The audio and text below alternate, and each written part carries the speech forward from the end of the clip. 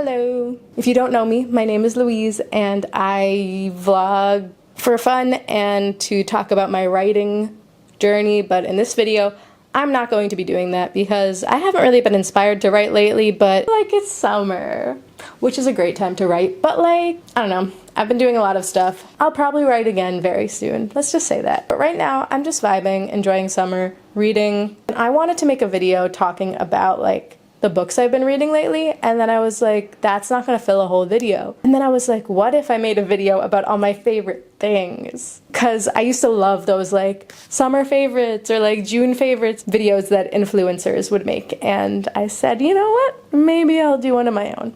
I have two books to discuss. The Seas by Samantha Hunt and Lost Lambs by Madeline Cash. Kind of fun. There's actually a little review on the back of Lost Lambs by Samantha Hunt. I read The Seas in like 2 days. So this book is about a girl, she's like 19 years old and she's in love with this older man, but she believes that she is a mermaid and that her destiny is to kill him. And I loved it so much. I think I talk about it in another video on my channel, so if you've seen it, sorry about that, but I'm gonna talk about it again. This book was so easy to read, so short, and just such a lovely world to be in, but it was also so freaking sad and depressing. But I would recommend this. I think this is a great beach read. I have trouble with fiction. I'm much more of a non-fiction reader, so when I find a fiction book that really holds my attention, I love it. For me to really enjoy a book, it has to have a lot for me to think about. And this one had maybe too much for me to think about. The Seas by Samantha Hunt, would recommend. The next book I read is called Lost Lambs by Madeline Cash. And I bought this book at Barnes & Noble. And I think I'm going to return it to Barnes & Noble. I bought it with my best friend Clara. She wanted to read it. I had heard of it, but I didn't know anything about it, except I'd like seen it on Goodreads, and I didn't realize who this author was or what she was associated with. And then by the time I did, I had finished the book. So I will say this book did leave a bad taste in my mouth, but I can't tell if it was because of the actual book or because I know about the scene that this author is involved in. But I don't really want to talk about any of that because I'll just stand here and talk for like 20 minutes. So let's talk about the actual content of the book. I loved it until I didn't. It fell apart, which sucks because the beginning and the middle and like the midpoint was crazy. It was such a great moment. Like all of these characters were so fun and over the top. I love a book that's so like unbelievable that you just kind of have to go, oh, okay, and you just have to go along with it. Like this book was ridiculous. There's a 12-year-old girl that speaks 7 languages and I'm just supposed to go with that. Okay, sure, why not? There's a lot of stuff like that in this book, and I thought that that was what the author was going for overall, and I was so invested in it. All these things were happening. I felt like there was some really great like commentary on just kind of like how ridiculous the world is and how like insane America is. It was this really cool commentary, and then it just fell apart. It just became nothing. It became like, I hated the ending, and I don't want to spoil it or give it away if you'd like to read it, because I did have a really fun time reading this book. I was just very, very disappointed. The third act was very disjointed from the rest of the book. So I would have really liked this book if it was just like a series of vignettes, but it was not. Gosh, I could talk about this book for a long time because I have a lot of opinions on it. I kind of recommend it though. I feel like there was no main character, but the author definitely had more sympathy for some characters than others, which I don't like. Maybe empathy is a better word. And it always seems to be like a woman character that doesn't get the same amount of empathy from the author as other characters.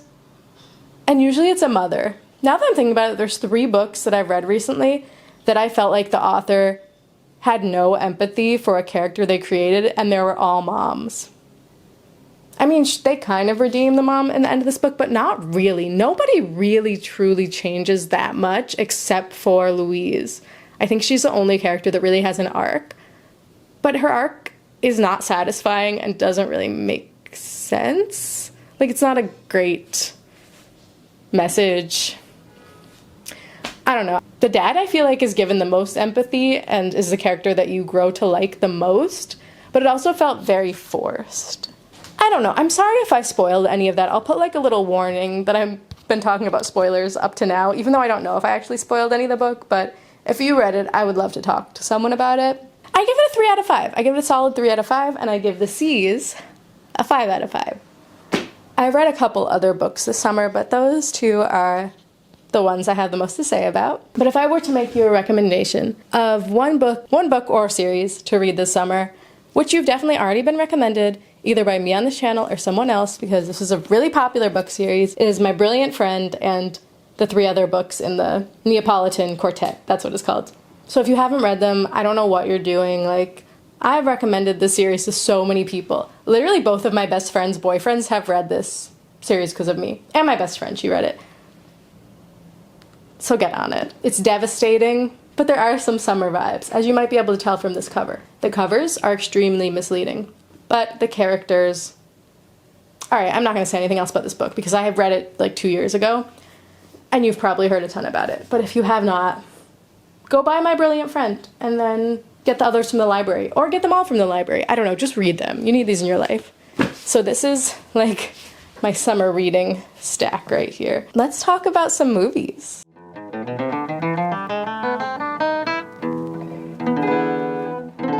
I watched Session. I don't need to talk about it. Everyone loves it. Greatest movie theater experience of the year. And I also watched this great movie called It Was Just an Accident. I think it won the Palme d'Or last year at Cannes. It's an Iranian movie, and this movie,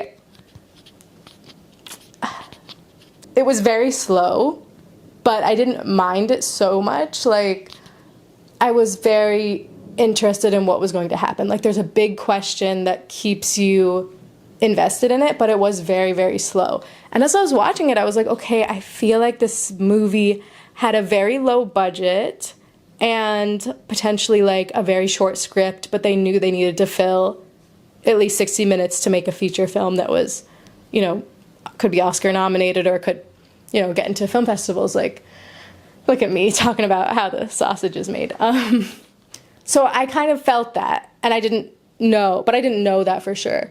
And then, you know, so I was like forgiving of it being slow in the beginning and being like a lot of long takes without dialogue and not a lot of like editing. Like, I was like, okay, I get the idea that they needed to like pad out this movie a little bit more because I can tell how low budget it is and how short the script is.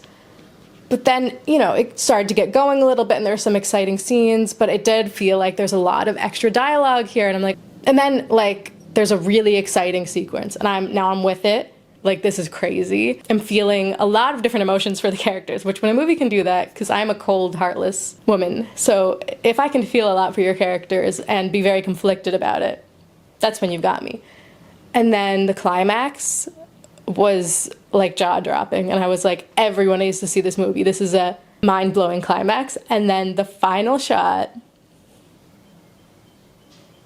it was perfect. Like, so then after I watched the movie, I was like telling everyone they need to see this. And then I looked it up, and they made this movie completely guerrilla style, basically no budget, completely undercover. It was such a great story, and that, you know, level of filmmaking with those restrictions would 100% recommend watching this movie. It Was Just an Accident.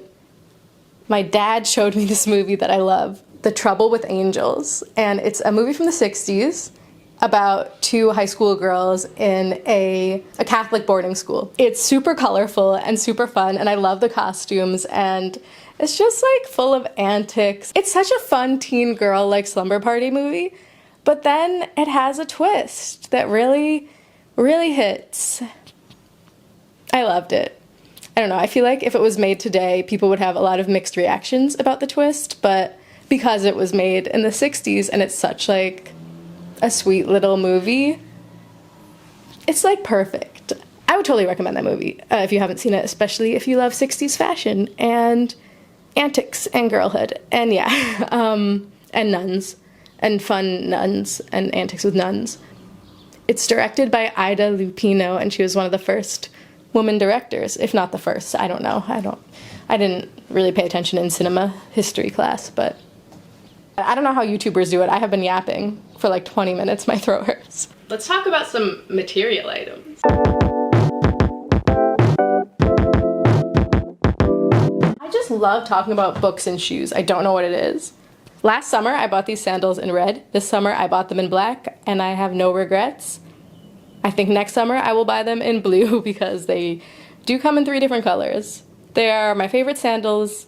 I love them so much, and usually I hate my toes out and I hate sandals. Not these. These changed it all for me. So thank you so much to these sandals for changing my life. I have a pair of silver Asics that I have worn into the ground, so I recently got some silver Nikes.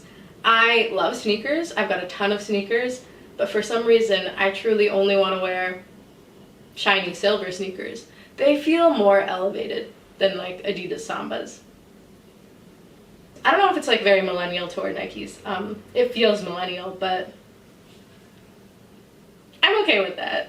I love books and I love shoes more than anything in the world. The only sunglasses that I like on my face, the only ones I care about, and they're from Target. I got these shorts from ASOS and I have been wearing them so much. They're the perfect summer short and I do not need any other shorts. I got this little set. It's a tube top and matching shorts from TJ Maxx, and I cut the waistband off the shorts because they were so tight. It's just literally a tube top and shorts set, and when it is too hot to function, which it is right now honestly, this is one of the things I'm wearing because it's too hot to function. My number one most worn, most obsessed with item of clothing this summer is the same thing that has been my most worn item of clothing every summer for the past like 5 years. A little white nightgown looking dress. I think I wear this maybe 5 days a week. It's like the most comfortable, airy piece of cotton. It's like the only thing I want to wear every day. So those are my clothing obsessions. I got this tote bag from the Met about 3 years ago, and it goes with everything. My go-to book, laptop, tote bag. You can pry it out of my cold dead hand. Hello. In my last video, I impulse bought this Baggu. I don't regret it at all. It's perfect. It has the best length strap I've ever encountered on a purse, and it looks small. Like, it doesn't look like I'm carrying a freaking duffel bag, but yet it fits everything. It's still a mini bag, obviously, by any means, and it fits so much stuff. It fits my Owala. Like, it's perfect for going out into the big city. I'm a Baggu girl. I've been converted. You now may be asking, Louise, what's in your bag? No one is asking that. But I'm gonna tell you anyway. I have the Mega Babe Thigh Rescue Stick. So, I always have this in my bag. I used to go through bike shorts, like 5 of them a week wearing dresses all summer. And then I found out about this. It stops chafing very well. It does what it's meant to do well, which is stop chafing. I didn't think this was possible. Now that I know it's possible, my life has been changed. I no longer need to wear bike shorts under everything. I bought this. It's a body balm stick. This because I really liked the smell and they didn't have a perfume. It's a moisturizer basically, but it smells so good. It's just like so calming. If I'm feeling like anxious, I'll just, you know, spread it on my hands and it's a very calming scent. Speaking of calming, I'm obsessed with these gummies. They're like ashwagandha gummies and they're peach flavor. I don't think they actually do anything for anxiety. Like, they're kind of a placebo in that way, but they taste really good. So I always have them just because, like, I feel like it's a nice excuse.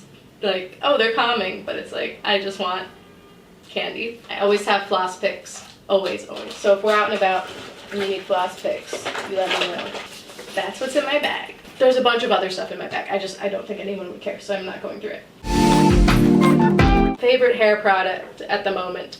I'm still on my curly hair journey. Haven't really gotten to the finish line yet, but this is a really great hair oil. It smells really good, keeps my frizz not frizzy, and very lightweight, easy to use. It comes in a glass bottle, which I love, and it's also a heat protectant. Okay, one thing I forgot to talk about is my favorite perfume. It's from the brand Kors, and it's a Greek brand, and this literally freaking smells like Greece. I like impulse bought this at a thrift store, like a secondhand store. No. It was like a designer vintage store. I don't know what I'm saying secondhand thrift store for. It was like a fancy thrift store in Williamsburg. And I impulsively bought this. And it has been my favorite scent of last summer and this summer and forever. It smells like sunscreen and watermelon. Sorry the shot is so bad, but I wanted to put this in because it smells so good. So I have a big one, but I bought these little ones for a bachelorette party I was throwing for my friend.